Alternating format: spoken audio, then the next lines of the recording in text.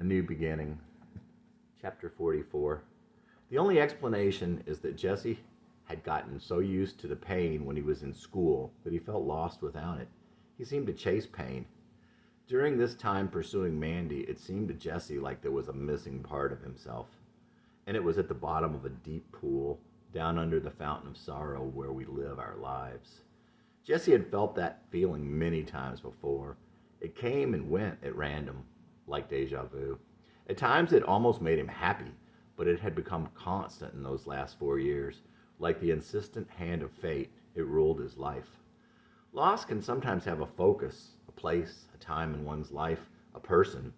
Or loss can be a general pervading feeling of something before, gone, seemingly never to be again, something you can almost see out of the corner of your eye, but you never do. You will be close to it and know it, so you attempt to move closer, but any direction takes you further away. Each time you move, you lose the hazy outline. The feeling starts to go away. So you try to sneak up on it, and you get closer, but only a little. But now, this time, the loss was centered on Mandy. As he got closer to her, she would move away. He began to feel that she would soon be gone forever.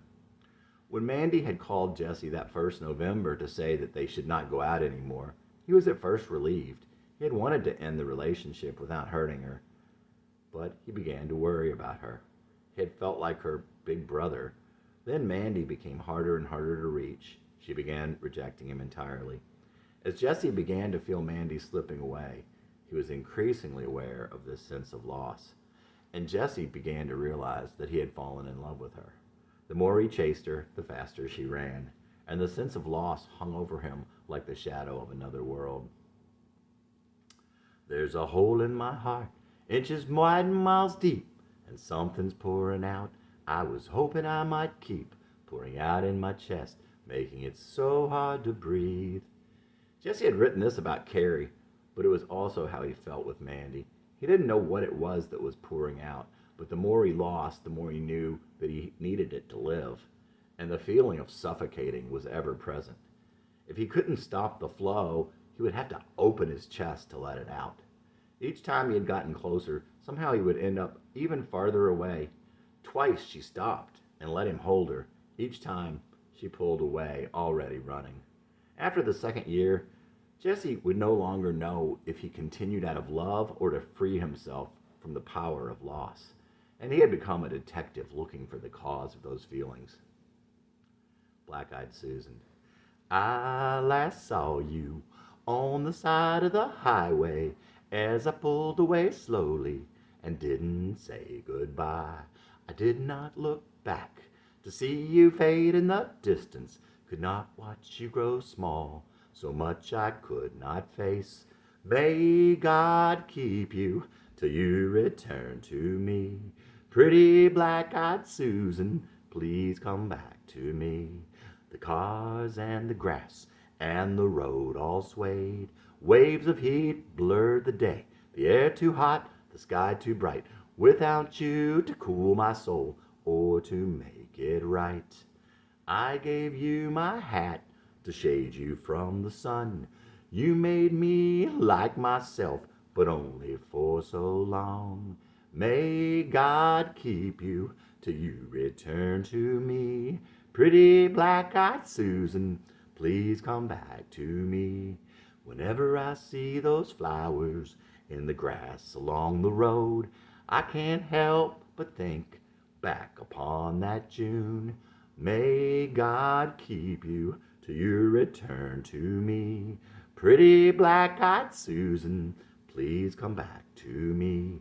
May God keep you till you return to me. Pretty black-eyed Susan, please come back to me. Pretty black-eyed Susan, please come back to me. Jesse Dillon. Chapter 45. Jesse thought back on his history with Mandy, and he wondered why it all stayed just out of reach. Was there any answer in why Mandy ran from him? There were things he wondered about as he walked again under those same watchful stars, those stars that seemed to smile down on him, smiling down on him, for they knew all of this, and they knew what was to be. Yet tonight he was happy. He could feel the night telling him that he was a hero in the way he lived his life. He was the star of a story, not on the silver screen, but under it, for all the sky to see. And tonight the sky was telling him that he would find and meet a girl who rides horses. There was something in the air, and God was all around.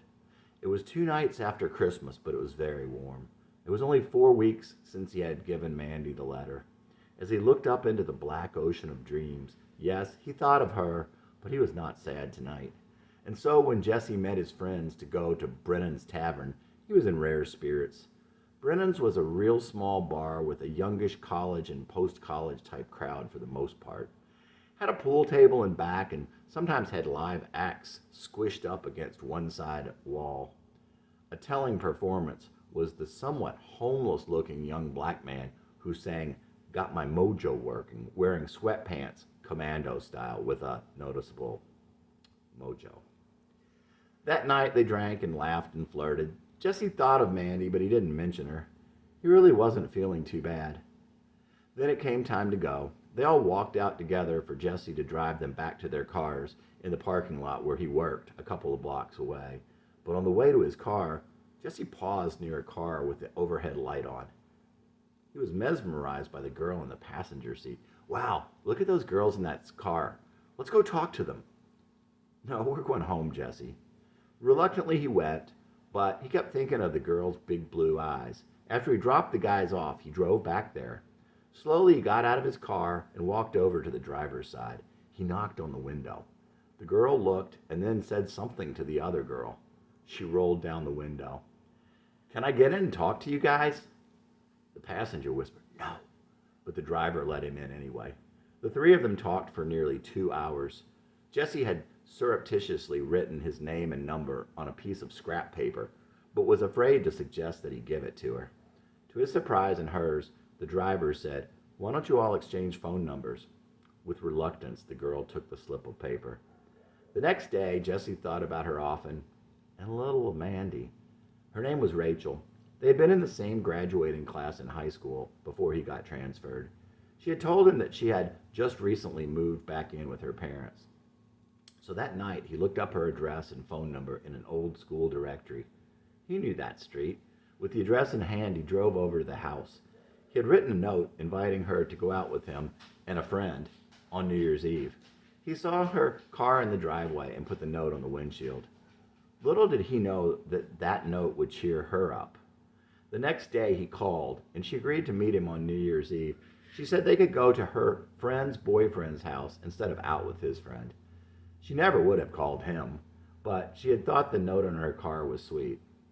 New Year's Eve came, and Jesse met Rachel at her friend's boyfriend's house. They sat and watched movies. Jesse never even reached over to hold her hand, but they had a good time, and he was quite taken with Rachel. As the night ended, he asked her if he could see her again. The second time they got together was much like the first. After that second night, he asked her if she would go out with him on a date. On the date, he was actually bold enough to hold her hand, but he still didn't even kiss her, not even goodnight. He finally kissed her on their second official date. Jesse was awestruck by Rachel, and she seemed to like him quite a bit.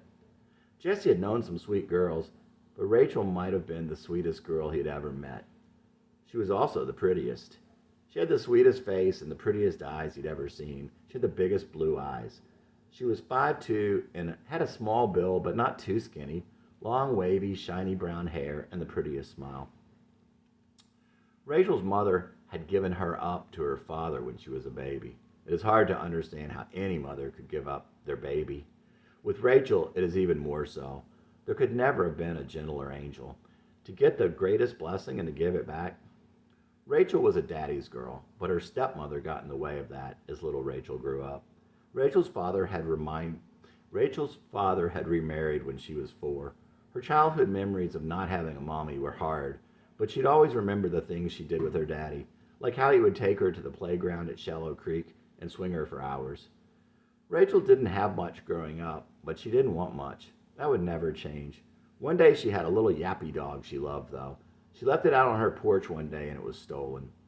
She would never steal anything. Why would someone else?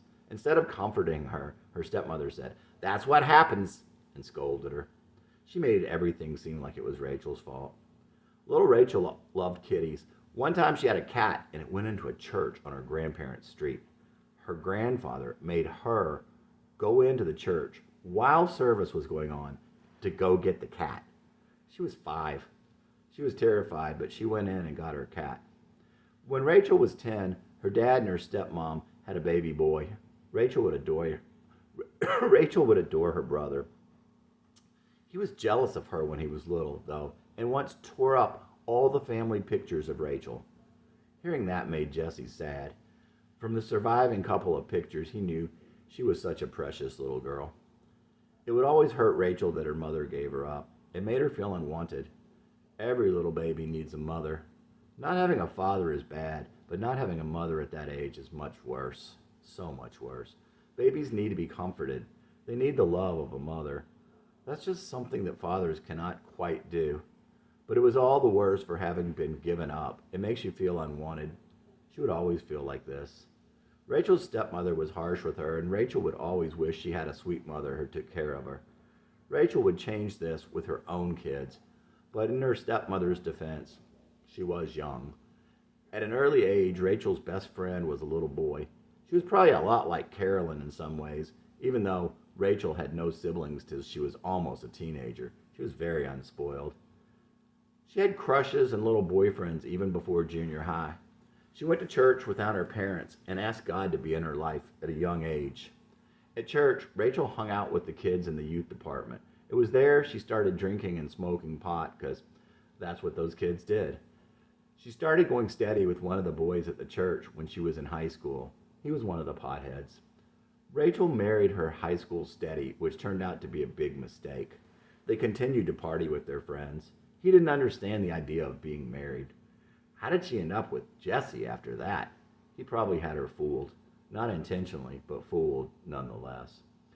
All of the girls that Jesse had ever known or loved, of all the girls that Jesse had ever known, of all the girls that Jesse had ever known or loved, Rachel was the one. She was everything he needed. She was the girl that every guy would want. She was the one that they would all want to marry. Rachel was definitely Marian material. But Jesse didn't know anything at this point. He was pretending to be okay, pretending to be all right, pretending to walk on his own 2 feet. Jesse and Rachel would do all the things that a boyfriend and girlfriend should do, and all the things that friends should do. Rachel worked 2 jobs and took care of herself, but she was still a lot of fun. They would drive through Catawba Park, and they would go out on dates. They loved to go to Arby's for their fish sandwiches during Lent, and they'd always get Jamocha milkshakes. They would go to Cat's Cradle and listen to the oldies, drink beer and dance, and it was no problem spending the day in her bedroom. How did this fit in with everything else going on in Jesse's life at the time? Channing didn't know.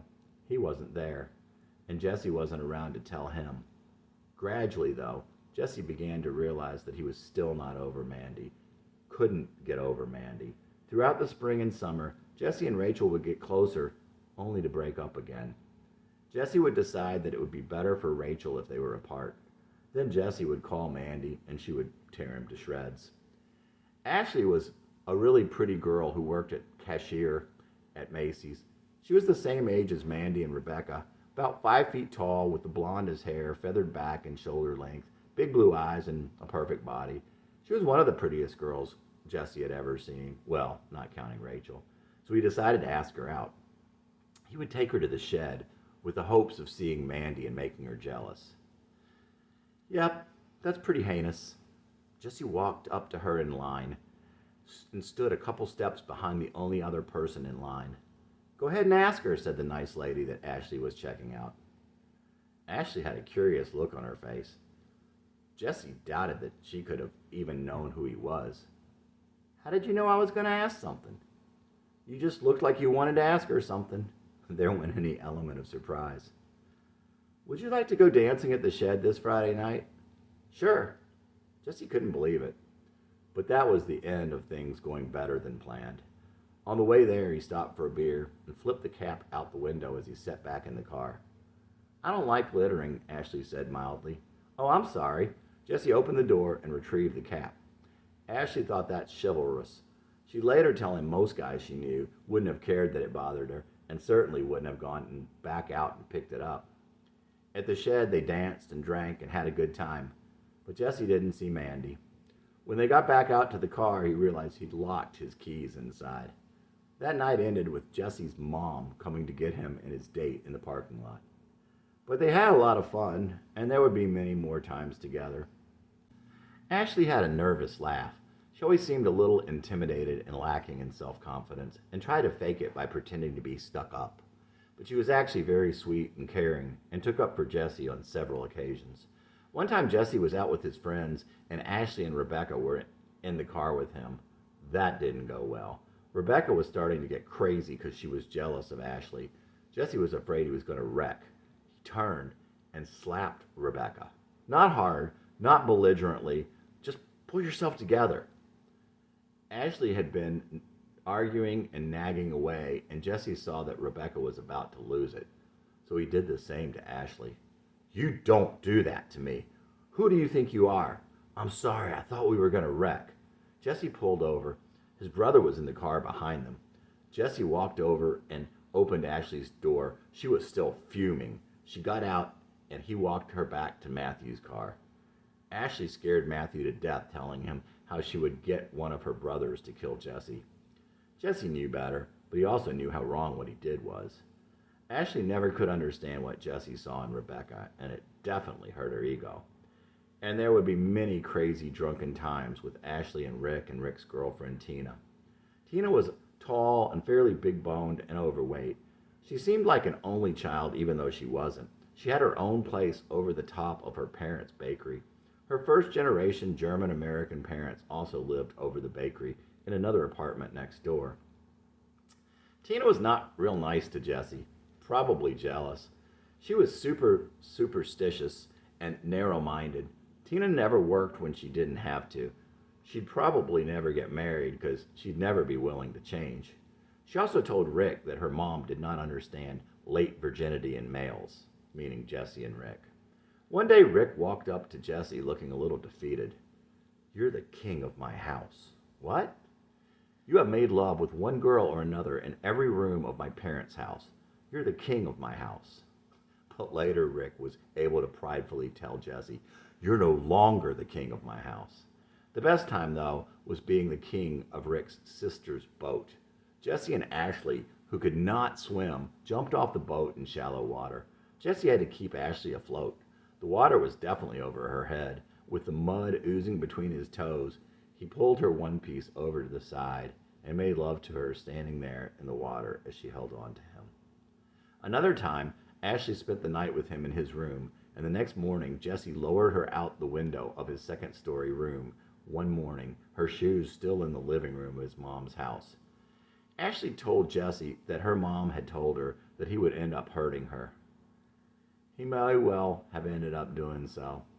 Ashley also told him that someone told her that when the right one comes along, the sex would be good. He could never remember if it was also her mom who said that. In any event, he would know that wasn't true.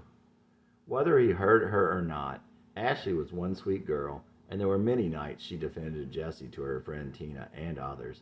She was very good to him, and he always cared about her and respected her. But they knew they weren't a good fit. Rick walked up to Jesse near the front door of Rebecca's house one night. You suck. Why? They're in the bathroom arguing about whether or not you would want a threesome. Yeah? Rebecca said you wouldn't. Rebecca would be wrong. It was a time of too much drinking, sex that never should have happened, and beer on macaroni sandwiches. Jesse and Rick continued to go to Mystic Ridge. They started bringing increasingly large parties from Macy's up the mountain. One night, there were several carloads of kids, and they were making a whole lot of noise. They had brought a huge cooler up the mountain with probably a dozen kinds of beer, as everyone had brought their own. After they had been there a while, the sound of police yelling up with megaphones from the street below broke through the noise of their party. Down they went, after hiding the cooler, that is. They were all told in no uncertain terms, get out of here and don't come back or you'll be arrested. 2 days later, Rick and Jesse staged a rescue mission. Ashley and Tina dropped them off at the base of the mountain and circled round to pick up the desperados at the base, treasure box in hand. They spent that afternoon drinking the freezing cold cans, fishing them from the icy water. There were still a dozen kinds. They drank them all, probably a case and a half. Kelly worked in Jessie's department at Macy's. She had the cutest smile when she'd come out ready for work. Kelly was kind of short with brown eyes you could get lost in. She had shoulder-length brown hair. She wasn't really thin, had kind of a little girl's body. She mostly kept to herself, but always tried to do the right thing. She had that cute little shy smile when she'd see Jessie. Otherwise, Kelly always seemed somewhat inside herself. She'd probably been a tomboy and hung out with the boys. One time at the company picnic, Jessie hung out with her and her boyfriend Chris. Jessie got really drunk and hung with them because he wanted to be around her. Chris was really blond and not real tall. Chris said that he had been a wrestler in high school. Jessie and Chris started wrestling, and Chris pinned him. A few minutes later, Jessie and Kelly went to the downtown Nashville. A few months later, Jessie and Kelly went to the downtown Nashville Music Fest together and had a good time drinking beer, talking, and laughing. They went back to her house and were sitting around, still drinking and talking, when the lights went out. Jessie said that he couldn't go home while the lights were out. They started kissing on the sofa. Jessie was on top of her and looking into her eyes. The moonlight was streaming through the nearby window. "Do you know what I want? To have sex with me?" "No, I want to be your boyfriend." Eventually they fell asleep, and Jessie left Kelly's parents' house as the sun came up. The next day, Jessie's phone rang. "This is Chris." "Ah, hi, Chris. I'm going to kill you." "What?" "It's not right to stay at a guy's girlfriend's house overnight." Jessie never knew if Kelly's sister told Chris or if Chris had actually driven by and seen his car. Pretty weird either way. "Hey, we didn't do anything. I just stayed because the power was out." That seemed to satisfy Chris. He called Jessie from time to time, and they started going out to bars.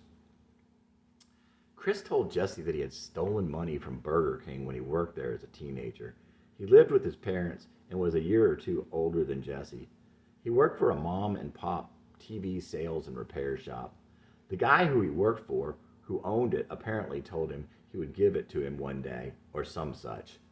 That seemed to be his sum total plan for the future. Chris talked about other girls, and it pissed Jessie off. "You need to stay true to Kelly. She's a great girl." "I know." On the other hand, Jessie wished they'd break up. One day, Chris called him and asked him to come over. Kelly was there when he arrived. She was complimenting Jessie right and left. Jessie said something nice about Chris, that he was strong or something. She said Jessie was stronger. "Well, he sure took me down when we were wrestling." "You were drunk." She left a few minutes later. Jessie and Chris had a couple of bourbon and cokes and then got in Jessie's car. A few minutes later, Jessie had sideswiped some young lady's car as he talked to Chris. Bad karma, obviously. The only other thing Jessie would remember about that night was smoking the only cigarette he ever smoked in his life as they waited for the police. It'll calm your nerves. Probably wouldn't hurt covering up the bourbon smell either, he thought.